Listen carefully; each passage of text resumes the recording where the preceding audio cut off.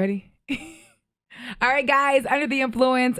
Super excited about the guest today because I realized I didn't have any women on. And so I'm finally have a woman on, and she's so inspiring. Of course, she's an influencer, but you do a multitude of things. From I read early on you wanted to act, or you were acting a little bit, and then that turned into being a filmmaker and activist. You have your own studio. You're a founder of Real Beauty, Real Women. I don't think that even explains everything that you do, Jacquelyn Aluotto. Well, How you thank you doing? so much. I feel like I should bring you everywhere with me. Please. I mean, good. That's a great introduction. Mm-hmm. I really am an activist Mm-hmm. that wants to make a difference. And I learned at an early age. I went to an art school and I decided I really don't like to be in front of the camera. I wanted to be behind the camera and tell stories that, 18 years ago people were not telling. And I understood that if you could tell a story a certain way, you could start changing a mindset. And so that's really why the producer, director, documentarian came in. And the other reason is when I went to Detroit. I went to Detroit for a festival for Not in My Backyard for Until the Violence Stops. And I went to a shelter, which was a shelter for children who had been sexually exploited and sex trafficked. Mm-hmm. And the building looked like it was about to fall down, but the women were holding that place up. And I thought, I wish I could, if I was a billionaire, I wish I could just make over this whole shelter and put, like, for the younger kids, like a magical forest, and for like the older kids, like quotes, from Martin Luther King and Mother Teresa. And so when they felt safe and inspired. And since I wasn't rich, I said, well, I'm going to create a TV show where we just go across America and make over shelters and soup kitchens and get the sponsors. So really, all of my shows or TV or entertainment ideas has been because I wasn't wealthy and I wanted to make a difference. And that was the way I knew how to. So you learned early on what your purpose was, because a lot of people, I mean, you could be 50 years old and not know what your purpose is. Yes. Is that where you found your purpose when you start going to the shelters? Yeah. I mean, when I had met my mentor, Sandra Ramos, when I did my first film, she's the first person to ever open a battered women's shelter in North America. She lives so simply.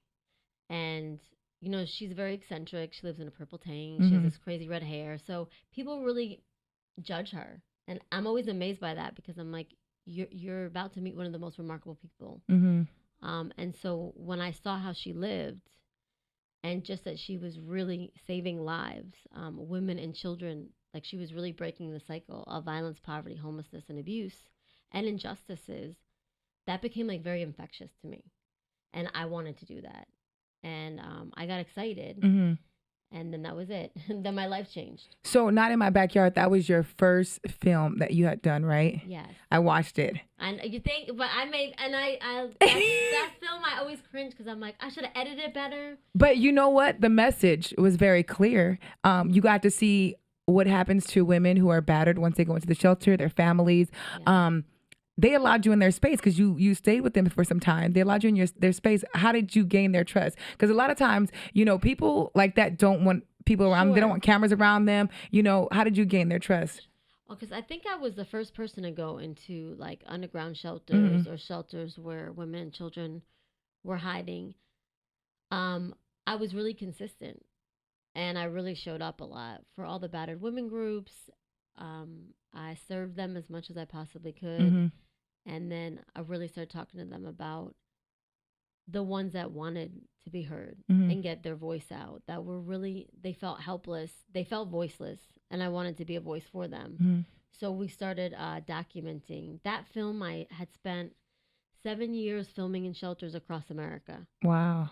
So when people, like domestic violence and really being exploited and oppression, I think I probably filmed a little over 50,000 hours, and the war on poverty. So I felt very honored that they trusted me because they didn't have to. And I feel honored that there's shelters here in Texas too that have trusted me to come in and film and talk about just the plight. I don't think people realize the shelters that are truly breaking the cycle, they are operating on a shoestring budget. and their programs are closing down, and that's so sad because children need art Mm-hmm. therapy who have been abused. A lot of these women, they do need computer classes to teach them welfare to work transitions. Mm-hmm. There's just a lot of different things that go into those dynamics, and it's interesting to see the ones that are breaking the cycle, just how they are really stretching like every dollar and every Mm-hmm. dime. Mm-hmm. Yeah, so that was an incredible experience for me that changed my life. Speaking of stretching every dollar and every dime, I'm sure there's somebody out there with a vision like, okay, I want to make this film, but financially they can't do it. What did you do? So I grew up poor, Mm-hmm. and I grew up a little rough. So I was very creative, and I remember when I was a kid, my mom used to save coins in coffee cans. But when they would fill up the big coffee, there would be so like much money. And I was bartending and I was managing a restaurant and a pub back home. And so I'm a lot older than you. So 18 years ago, pre debit cards, Uh-huh. people would, they leave their cash and then a bunch of change. And so I figured out that if you saved, filled up one Poland Spring, the big 5 gallon Mm-hmm. jugs with all silver coins and dollars, predominantly quarters, it's $5,000. So I saved 5 of those jugs, which was $25,000. How long did that take you? Probably, I think it was a little over 5 years. Wow. Mm-hmm. And that's how I bought like all my film equipment, and I hired a crew, Mm-hmm. and I learned a lot about filmmaking. Mm-hmm. So how did you end up in Houston from New Jersey? Oh God. So I ended up in Houston because two things. I wanted my daughter to get to know my dad, which was important. But the other big reason is in Texas, 86% of children in the foster care and welfare system are sex trafficked. And so it really is an issue because it's becoming the pipeline to either a criminal life or prostitution, or Mm-hmm. these children are going missing. And there's a New York advocacy group called Children's Rights Inc.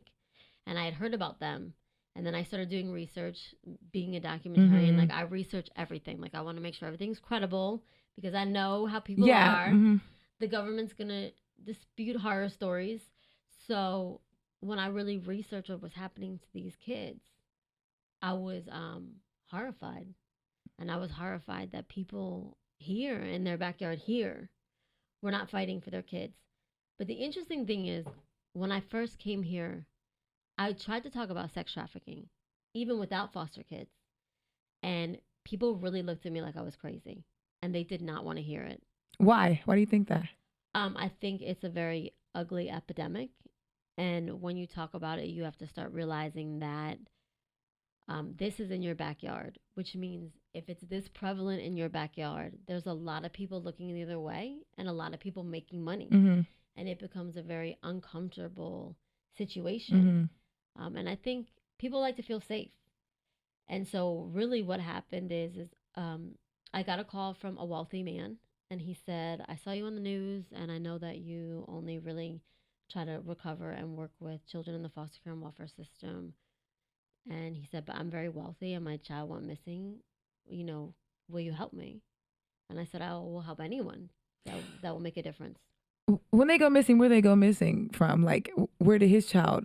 How did Okay, so his child get out of his? right, so this is interesting, and this is so important because it's not a van that throws you in. Right. Normally, it would be, say you go out to a bar one night. Mm-hmm. Well, for kids, it would be friends at school, a boy from another school, a girl from another school, your church. Mm-hmm. Churches have become really big because there's always new members coming in and out, and they befriend you, and they find your vulnerabilities, and then they exploit them, and then they get really inside of your head. And so a lot of the signs are when parents see, isolation, Mm-hmm. their friends have changed, they're lying to their parents, they're not listening. It mimics a lot of what a teenager would go through, but the drasticness is your friends really, really change. Um, and before you know it, your child has been groomed, and so they go to a party or they go to a school game, or they meet their friend at the mall and they don't come home. So then the issue becomes you go to the police station and you say, my child's missing. But they say, your child hasn't been kidnapped. You haven't physically seen him or her be thrown in a van. And so then a lot of times pimps and traffickers, they have the kids do social media posts like, hey, I'm great, I'm fine, or I'm out, or I ran away. And so really this country and this state, thank God, has, really changed the narrative in the last 4.5 years that I've been here, where, there's legislation now and laws in place where cops really need to be trained. Because every day that a child goes missing is huge, because they could be moved over a border, or they could be moved over different state lines, and they're being raped. And so now they're selling people, which they call their products, 40 to 60 times a day. And so it's really it is so barbaric, but it's not what you look like. Like, people think you're in handcuffs or you're out. It's really in plain sight. And so how do you explain that to a nation? It's hard. So I could be in the mall and I could see a guy with the girl, thinking that might be his daughter or maybe his girlfriend, but that person could be sex trafficked and I wouldn't even know. Right. Is that what you're saying? Yeah. Yeah. I mean, because they're in plain sight. Right. Yeah, exactly. You said something interesting, and it took me back to the R. Kelly documentary that Dream Hampton did, where you said they'll have him on Instagram like, hey, I'm fine. Yes. And just I thought about the R. Kelly documentary because he had them on TMZ like, no, we're okay. See, I gotta watch that documentary. I really want to watch that. But it opened up my eyes a lot. Not that I didn't know a lot of these things were going on. We just don't see it. So when I'm watching this documentary, I'm like, yo, this is going on. It's just not with R. Kelly. No, sometimes it's people in your family. Yes. So you figure it used to be 1 in 5 children. Now I think it's 1 in 3 are being sexually assaulted. So we have a really big problem in this country, and it's an epidemic. And why is it an epidemic? I'm not really quite sure. I think a big part. Well, I know with sex trafficking, it's greed. Because a lot of times, even some of the buyers that think that they're buying a willing prostitute, she's not. He or she is not. They're forced. And if they don't bring that money back to their pimp or their trafficker, they are going to get beat. And so I think, it's so disturbing to understand like what is happening. Child pornography is over $19 billion, and 51% of the most popular IP addresses are in America. So it's like, what are we doing as a culture that thinks it's okay for this to happen? I know with girls, and I mean, I see it with women, we've really been taught, you're valued by the way you look, what you wear. Especially now that we have social media, because now it's you comparing yourself to everybody else now, and then the girls that are getting the attention, like, oh, they're getting attention by not having, X, Y, and Z clothes on. So I got to do that now so I can get the attention. Right. And, parents forget that children don't do what you say. They do what you do. Like my daughter, she's not going to listen to what I say.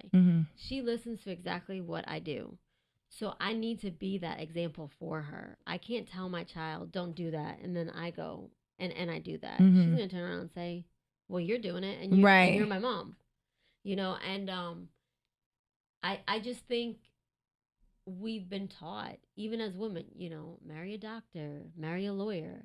I would not tell my daughter, you be the doctor. Right. Yeah. Or be whatever you want to be. Just be happy, healthy, and kind. It's really interesting. Social media has really played a big thing with exploitation, and really just how women and girls really, we really only value ourselves by what we look like and what we have. No one does social media pictures like, in like a little backyard. Right. You know what I mean? There's got to be a big pool. Yeah. That's true. And I really try to, in my media team, they're always getting frustrated with me, because they understand the game of it, and I do too. With Real Beauty, Real Woman, we're in the top 10,000 websites in the US and then under 100,000 globally. And so, like, people expect a certain level, but I tell people, well, I'm not a socialite, I'm an activist. Yeah. So, yet that's not me. So I always post pictures a lot of times with me without makeup on and something. They're like, you really can't be doing that. But I really can be doing that because it's important that I am exactly who I say I am. This is true. And I think that a big problem with this society, and I see it with activists, is we're not what we say we're about. And I don't understand that. I really don't. That's something that I've never been able to quite understand. If I tell you I don't like something, trust me when I tell you I do not like that. You know. So I, you know. But how did you become that way? Because a lot of people aren't sure of themselves. You know, even late 30s, early 40s, a lot of people aren't sure of themselves. How did you become that way? You know, so when I was younger, I was afraid of everything. And I never really tell my story because I just never do. But we were very poor, and my mom had really always dealt with depression, and because she had such a rough life, but she was such a great person. And when her and my dad got divorced, we didn't live with them. We lived with other people who weren't nice people, and were like very sadistic to me and my older sister. And then when my mom got better, we moved, and we moved a lot. I think I've been to like 5 different schools. And I remember I used to always get bullied. And I used to beg my mom, please don't make me go to school. Please don't make me go to school. And I'll never forget in the 5th grade, I got so tired of being afraid that I was like, which I'm sure it was God, because I always would pray to God. And so that I'm sure that was God that day. And something shifted, and I just became very tired of being afraid and not being who I was. And really, from that moment on, I was I kind of really have always been like this. But I would say that exactly my upbringing has made me who I am. And I think that that's because I think when you suffer like a severe trauma and pain, but you've also met people who give you so much compassion, and you also experience that kindness, you want to give that to everybody, you know. And so I would never change the way I was brought up or any situation that happened. I actually thank God for it, because it's made me exactly who I am, and it's made me really understand, you know, when other people go through specific things, you know, to really try to help them. And I forget that I'm strong. You know, I just think, and I don't know why I would think this, but I don't know why I just think, you know, my husband tells me, well, babe, because I say, well, why don't you just go do it? He's like, because not everyone's like you. They just don't have an idea and then make a film and open up a center, you know. And I realize, oh, right. So it's really a lot is just God. I have to know because, you know, doing what you do, like you said, you're on the ground, you're in people's faces. How do you unplug and zen? Because that has to be draining, honestly, right? Trying to figure out how to get these kids back to their families or how to get them back here. How do you like unplug from that? And when you go home, don't bring that home with you. Right. So that's been a challenge. I know that people, they always talk about balance. Like they do their yoga in the morning. And I don't do any of that. Yeah. I'm like, okay, I'm going to drink a cup of coffee. Yeah. My daughter. I love my daughter. And there's two sides to me. I'm either very serious or super silly. And so when I go home, when I'm with my daughter, I'm extremely silly. And we have a great time. And my husband, and we play with our dog. And we're a very low key, very family oriented, just enjoy our family. And I really, my husband and my dad will make me put my phone somewhere else. Okay. Because for me, I feel a lot of guilt if people need help. And then it's hard for me to say, well, I'm spending time with my family. I'm sorry that you're going through the most traumatic thing in your life. Let me get back to you. I mean, Mm-hmm. it's just hard. So we just have certain rules and like boundaries where I'll like leave my phone when I'm at home with my family, Mm-hmm. far away from me, and where I can just have fun. Mm-hmm, mm-hmm. I wanted to get back to the sex trafficking. Once you do get a hold of the person that was like missing, right? Mm-hmm. What are the stages to getting them back to like a normal lifestyle and out of that cycle? Because a lot of times psychologically they want to go back to that. Sure. So the majority of, and a big issue with Texas and even other states is that you can give someone a bed, but they keep on going back out into the light. They Mm-hmm. keep on going back out into the streets because they're so broken. They feel no value or worth, and that's now the only thing that they relate to. And so this is just what I think. I'm sure other advocates and activists and experts have their own thing, but I think the most important thing is once you recover a person, that they go to a shelter that has trauma therapy, um, substance abuse therapy, because they're over medicating or taking drugs because to forget, or because that's exactly what their pimp and trafficker put them on to start controlling them. And then also arts, creative programs that's giving them essential tools and life. Um, and for minors, I believe in lockdown facilities. And people are like, "Oh, you're barbaric," and I'm like, "Well, that's why these kids keep on running." And the reason is that when you are a shelter and you have trafficking girls that get together, they have a culture. Mm. And if like five of them get together and one is not at the level where they want to be recovered, sometimes a pimp or trafficker will send them in to groom out and re traffic all of the girls. Wow. And so clients, and this is for boys too, they're not going to feel safe if I'm seeking refuge in a shelter.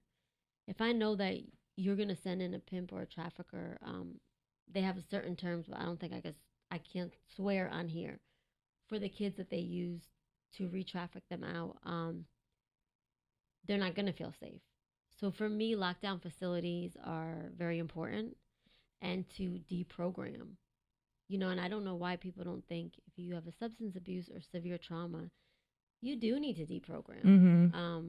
You need to kind of realize, like, wow, I am a victim, and this really did happen to me, and I need help, and just tools. So I think we're getting there, and I think that we're making Mm-hmm. progress. Um, I hope that with Texas, especially in Houston, that we get there more, and that we start assessing better. And when I say that, there's a lot of parents, because their trauma. I don't ever say post traumatic stress. I think the whole world is living in present traumatic stress. I think, how can we not? Like, you turn on the news and it's like, our government shut down. You know what I mean? Right. They can't It's a even get lot. along, Yeah. Yeah. You try to put on your blinker and people try to run you off the road as they're on their way going to church. Like, people are just angry. Mm-hmm. And so with present traumatic stress, being a parent or a family member dealing with that, um, they need proper counseling, and they need steps to, this is what's happening and this is what's going to happen. And so if they do find their daughter or son on social media, um, they know the right things to say to them, Mm. because you know the victims feel so ashamed of themselves, and they're so embarrassed that and they have such a blame for what's happened to them, because of course, like, you went to the party, you lied to your mom, Right. Right. you dated the quarterback, Mm-hmm. or the boy that wanted to be the football Mm-hmm. star, but you're told, like, well, that was your fault.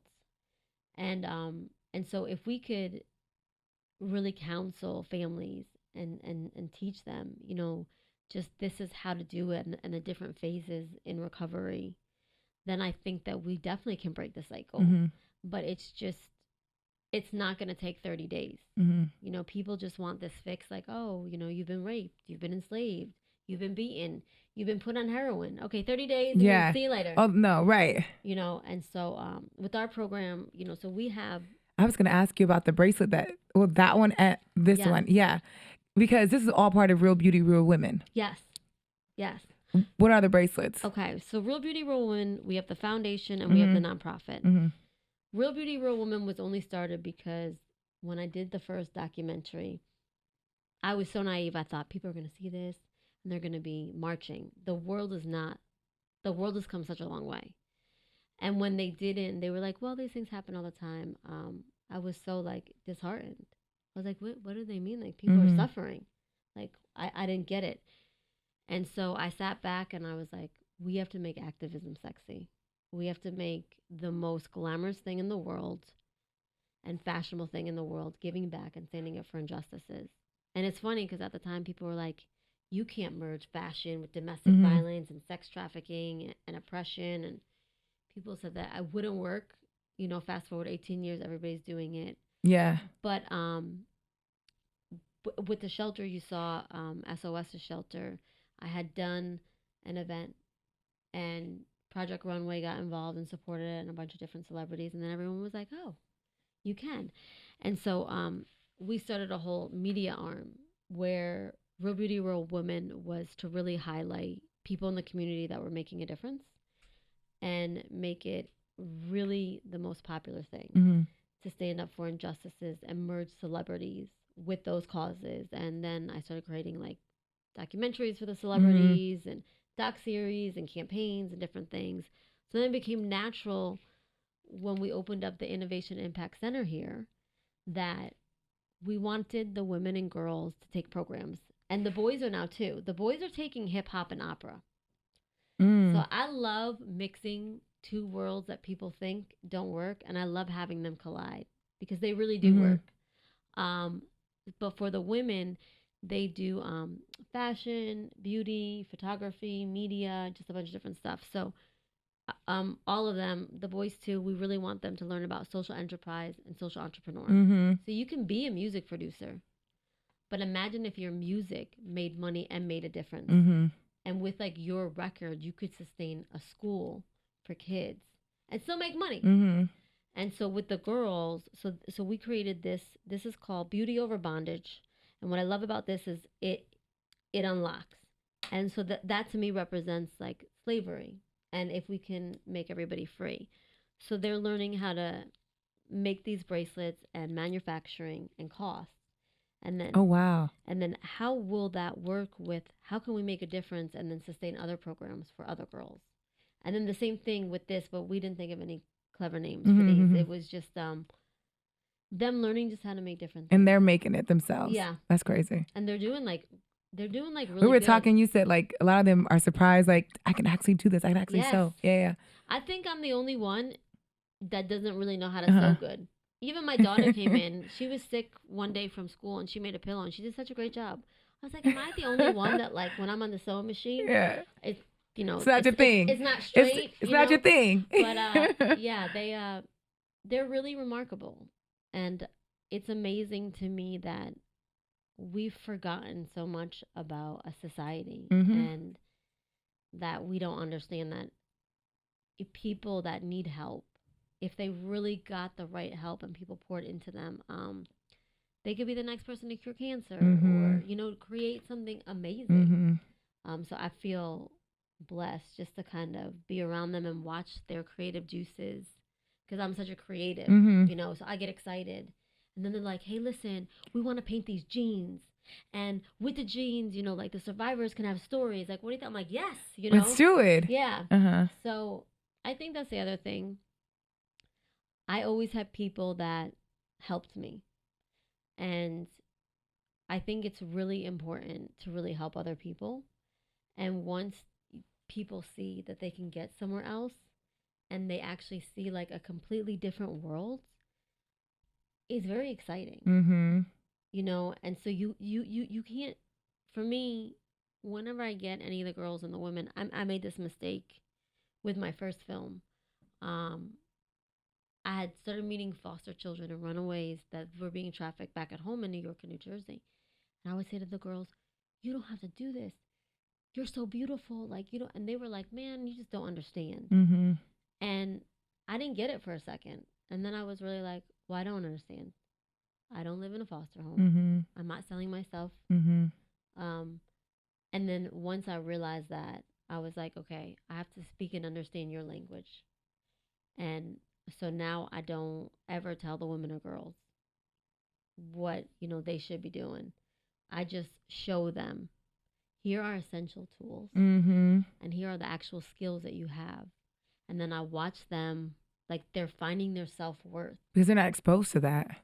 Right. Mhm. So you have to expose them to that type Yeah. of life. Yeah. And when they do, it's exciting because Mhm. they're like, wow. Yeah. And then they're unstoppable. Mhm.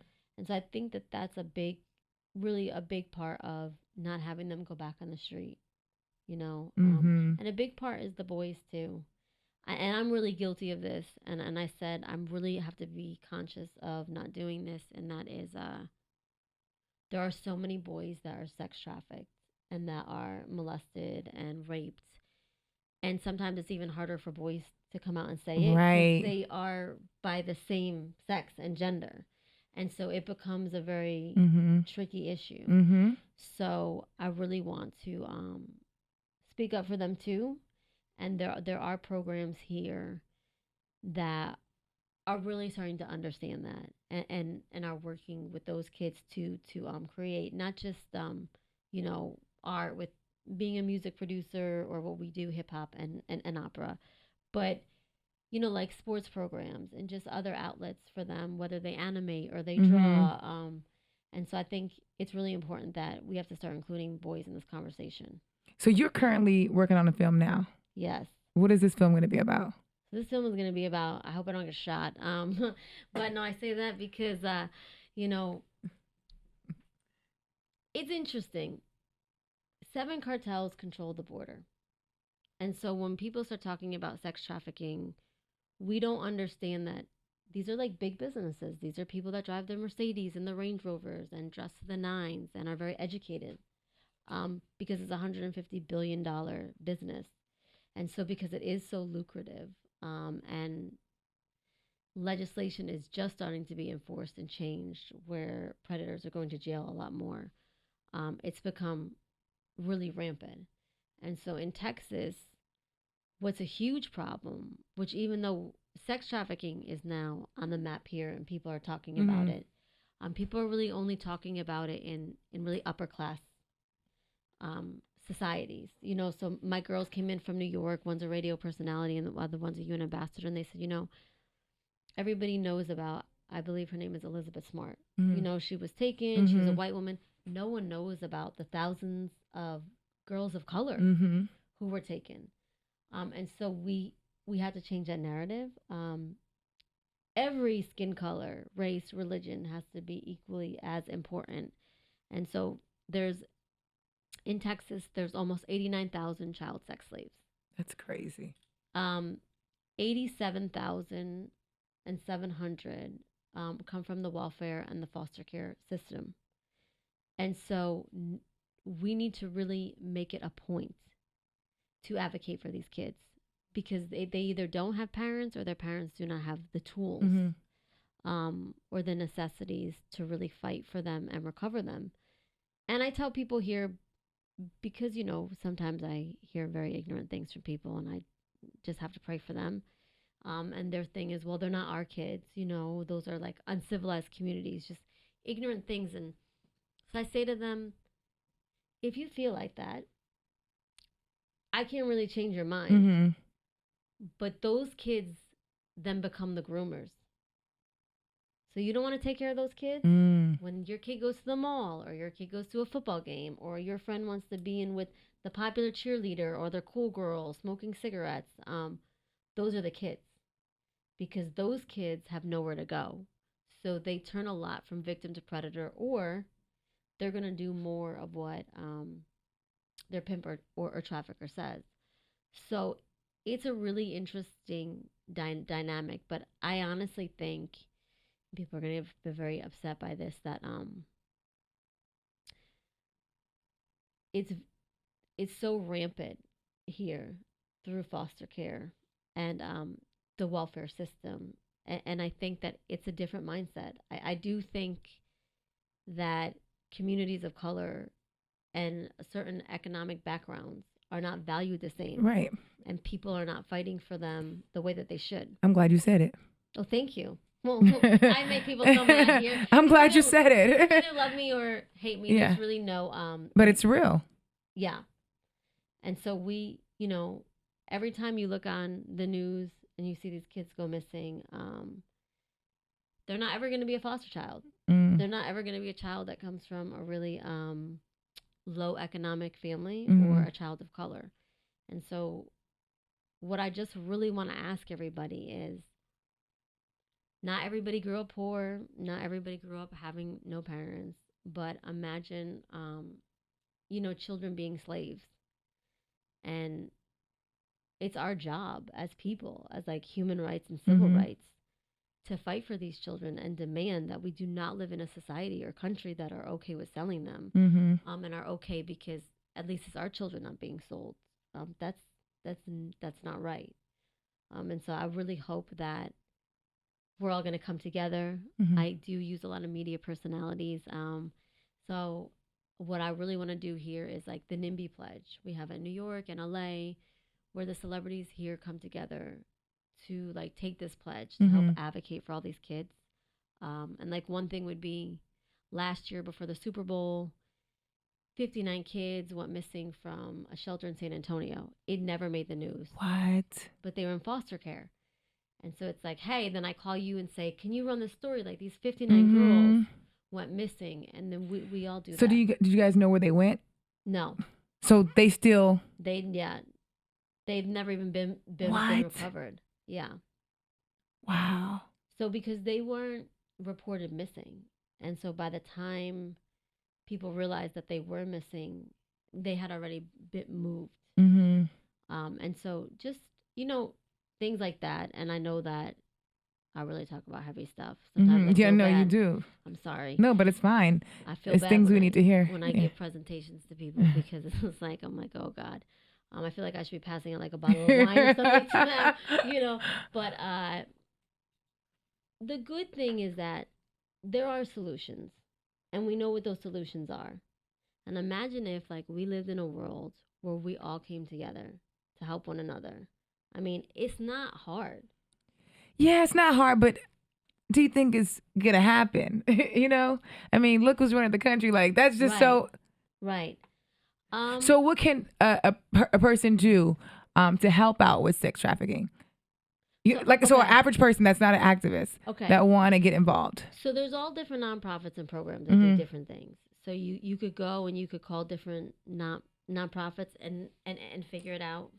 For mine, if people were social entrepreneurs and wanted to teach the women like jewelry, and obviously we'd have to screen them. The recovered women, right? Right. The women and the girls who are in the shelter recovering. Or donate sewing machines. Yeah. Really talk to them if they've been survivors themselves. You can spread awareness. If you're a private investigator, you can donate your time. Yeah. Because it gets so expensive for people that are trying to find their kids. Like, I don't think people realize. How much is that around? It's about like $75,000. And then the average person don't just have $75,000 sitting in the bank account. Right. Especially because a lot of those kids come from poverty, so they don't have that money. Right. And that's why it continues to happen. And that's why a lot of the wealthy families here recover their kids. But the poor ones don't. Now for our nonprofit, I've never even seen a paycheck for my nonprofit. I'm like the opposite of most people, which I wouldn't recommend people do what I do, but I take my paycheck for what I get, working in the entertainment industry, and producing films and stuff. And I pour that all into my nonprofit and our programs, which isn't so, not the greatest thing, but it's just what I mean by that is when people volunteer and look at shelters, because like social media is so frustrating. People are like, oh my God, they'll say to me, have you heard of this sex trafficking place and these people? And I'm not going to ever say anything bad about people. So I'll be like, yeah, I heard about them. But the reality is that they're not doing what they say that they're doing and they're supposed to be doing. So what I just say to people is, well, really, if that's a shelter, how many people are living there? How long have they been living there? Because people don't know those questions to Right. ask. Mm-hmm. But there are all different ways, private investigators, a lawyer, to make sure that your child will be represented right, or you will be represented right. In Texas, a big thing that predators get is deferred adjudication, and I got that when I had my speeding ticket. And so that's basically like you plead guilty, Mm-hmm. and then the judge gives you like a certain time. So say it's like 6 months, and then once that 6 months comes up, it's sealed on your record.